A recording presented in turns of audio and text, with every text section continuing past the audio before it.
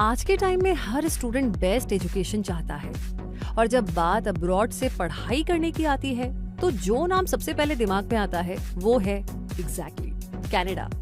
क्योंकि ये country world के बेस्ट स्टडी प्रोग्राम्स ऑफर करती है। यहाँ वर्ल्ड के लीडिंग रिसर्च फैसिलिटीज और एकेडमिक इंस्टीट्यूशंस भी हैं। इसीलिए तो कनाडा एक ड्रीम एजुकेशन डेस्टिनेशन है और इसीलिए ये आपके स्टडी प्लान के टॉप पर भी हो सकती है। अब ऐसे में आप जानना चाहेंगे कि कैसे कनाडा में स्टडी करने के लिए स्टडी परमिट लिया जाए, इसका क्या प्रोसीजर होता होगा और क्या रिक्वायरमेंट्स होती है, और ये सब तो हम आपको आज के इस वीडियो में बताने ही वाले हैं। तो इस वीडियो को लास्ट तक जरूर से देखना बनता है। तो चलिए शुरू करते हैं और सबसे पहले ये जानते हैं कि स्टडी परमिट होता क्या है। स्टडी परमिट को स्टूडेंट वीजा भी कहा जाता है और ये दूसरी कंट्री में स्टूडेंट्स को स्टडी करने की परमिशन देता है। एक वैलिड स्टडी परमिट के बिना इंटरनेशनल स्टूडेंट्स कनाडा में स्टडी नहीं कर सकते। ये परमिट उन स्टूडेंट्स के स्टूडेंट पासपोर्ट के साथ गवर्नमेंट इशू करती है जिन्हें अब्रॉड यूनिवर्सिटी या कॉलेज से ऑफर लेटर आया हो। ये एक लिमिटेड टाइम के लिए ही वैलिड होता है जब तक कि स्टूडेंट का कोर्स कंप्लीट होता है। यानी स्टूडेंट परमिट के जरिए कनाडा में आप तब तक रह सकते हैं जब तक कि आपका कोर्स पूरा होता है। इसकी वैलिडिटी इतनी ही होगी और इसका कोई और यूज नहीं किया जा सकता, जैसे सिटीजनशिप के लिए या जॉब के लिए। हालांकि इस कैनेडियन स्टडी परमिट के साथ आप पार्ट टाइम काम के लिए भी एलिजिबल होंगे, जिसमें जनरली एक हफ्ते में 20 आवर्स का पार्ट टाइम वर्क किया जा सकता है।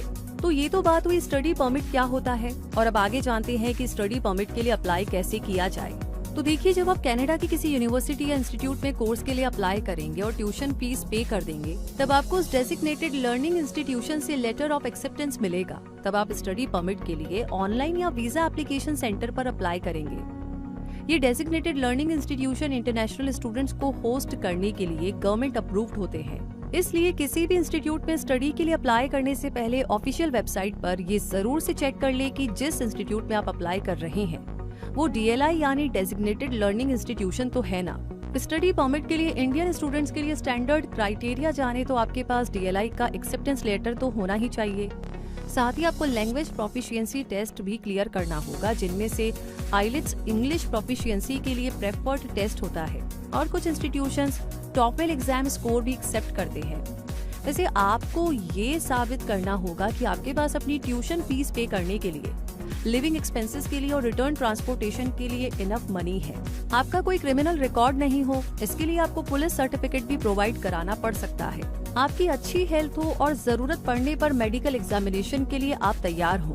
और हाँ, वीजा इंटरव्यू टाइम पर इमिग्रेशन ऑफिसर को आप इस बात के लिए सेटिस्फाई भी कर पाए कि कनाडा में आपका ऑथराइज्ड टाइम पीरियड पूरा होने पर आप कनाडा से चले जाएंगे।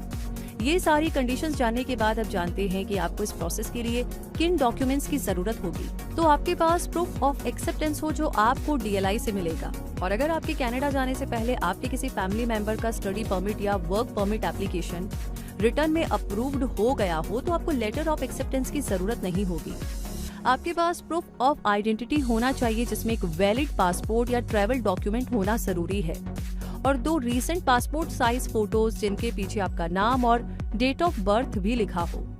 आपके पास SOP यानी स्टेटमेंट ऑफ पर्पस भी हो, जिसमें आपके बारे में बेसिक डिटेल्स हो, जिसमें आपके कनाडा आने का पर्पस और पर्टिकुलर इंस्टीट्यूशन चूज करने का रीजन मेंशन होगा। आपके पास प्रूफ ऑफ फाइनेंशियल सपोर्ट भी होना जरूरी है, ताकि आप ये साबित कर सके कि आप कनाडा में रहते हुए खुद के फंड्स मैनेज कर सकते हैं। इसके लिए आपके पास कई सारे ऑप्शंस हैं जो आपको ऑफिशियल वेबसाइट पर मिल जाएंगे, और उनमें से कुछ ऑप्शंस हैं किसी बैंक के स्टूडेंट या एजुकेशन लोन का प्रूफ, लास्ट 4 महीने का आपका बैंक स्टेटमेंट, एक बैंक ड्राफ्ट जिसे कनेडियन डॉलर्स में कन्वर्ट किया जा सकता हो, और ट्यूशन और हाउसिंग फीस पे करने का प्रूफ एसेट्रा।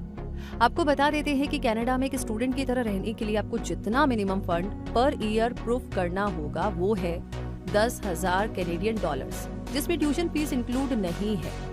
इसके लिए आपको $10,000 का गारंटीड इन्वेस्टमेंट सर्टिफिकेट यानी कि GIC भी सबमिट करना होगा।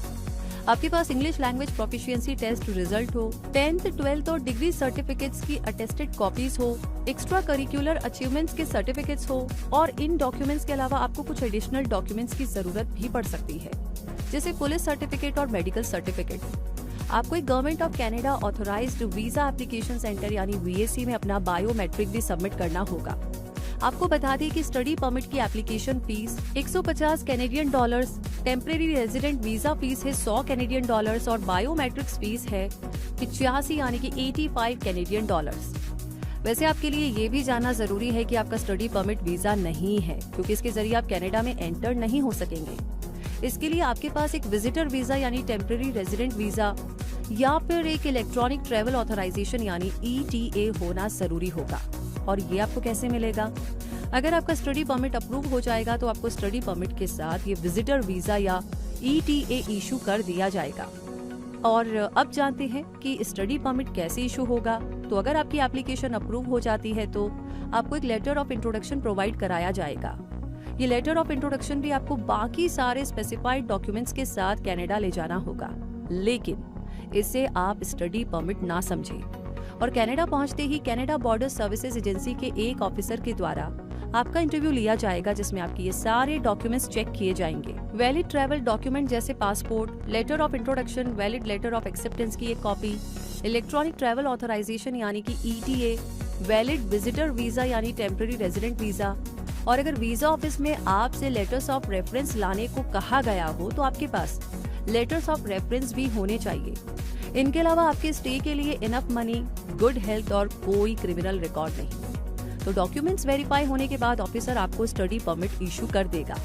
अब अगर ये जाने कि स्टडी परमिट एप्लीकेशन प्रोसेस पूरा होने में कितना टाइम लगता है, तो न्यू वीजा रेगुलेशंस के अकॉर्डिंग अगर आपका कोई फैमिली मेंबर कनाडा में काम कर रहा हो या जिसने कनाडा में वर्क परमिट के लिए अप्लाई कर रखा हो, तो आपकी स्टडी परमिट एप्लीकेशन का प्रोसेस 2 हफ्तों में पूरा हो जाएगा, जबकि नॉर्मल प्रोसेस में ये टाइम 3 से 4 हफ्ते होता है। और कोर्स और अदर कंडीशंस के चलते ये टाइम 10 हफ्तों तक भी जा सकता है। अब अगर इस पूरे प्रोसेस को समराइज करें तो सबसे पहले आप कैनेडियन इंस्टीट्यूट और आपके चूज किए गए कोर्स की रिक्वायरमेंट्स को समझिए और एक डेजिग्नेटेड लर्निंग इंस्टीट्यूशन का ही कोर्स सिलेक्ट करें। इसके बाद लैंग्वेज प्रोफिशिएंसी टेस्ट को क्लियर करें। अगले स्टेप में यूनिवर्सिटीज को शॉर्टलिस्ट कीजिए और सिलेक्टेड यूनिवर्सिटी में अप्लाई करें और एक्सेप्टेंस लेटर रिसीव करें। उसके बाद स्टडी परमिट के लिए अप्लाई करें और स्टडी परमिट मिलने के बाद कनाडा में इंटरनेशनल स्टूडेंट के तौर पर अपनी स्टडी कंप्लीट करें। वैसे आपको ये भी पता होना चाहिए कि ये स्टडी परमिट आपके कोर्स कंप्लीशन के 90 डेज में ऑटोमेटिकली एक्सपायर हो जाएगा और कोर्स कंप्लीशन उसे माना जाएगा जब इंस्टीट्यूट आपको रिटर्न में आपका कोर्स कंप्लीट होना बताएगा या फिर आपको डिग्री या डिप्लोमा प्रोवाइड कराएगा। और अगर आप स्टडीज कंटिन्यू रखना चाहते हैं तो अपने स्टडी परमिट को रिन्यू या एक्सटेंड भी करा सकते हैं और इस तरह इस प्रोसेस को पूरा करके आप कनाडा का स्टडी परमिट ले सकते हैं और वहां से कोर्स कर सकते हैं। लेकिन स्टडी परमिट इशू होने से जुड़ी बहुत सी और डिटेल्स भी हो सकती हैं, जिनके लिए आपको इसकी ऑफिशियल वेबसाइट को जरूर से विजिट करना चाहिए ताकि कोई भी जरूरी जानकारी मिस ना हो सके। तो ये जानकारी, ये वीडियो आपको कैसा लगा कमेंट सेक्शन में लिख करके जरूर बताइएगा। कोई भी सवाल हो तो वो भी लिख भेजिए और जितने भी नए लोग आज हमारे चैनल पर पधारे हैं, मोस्ट वेलकम है आपका।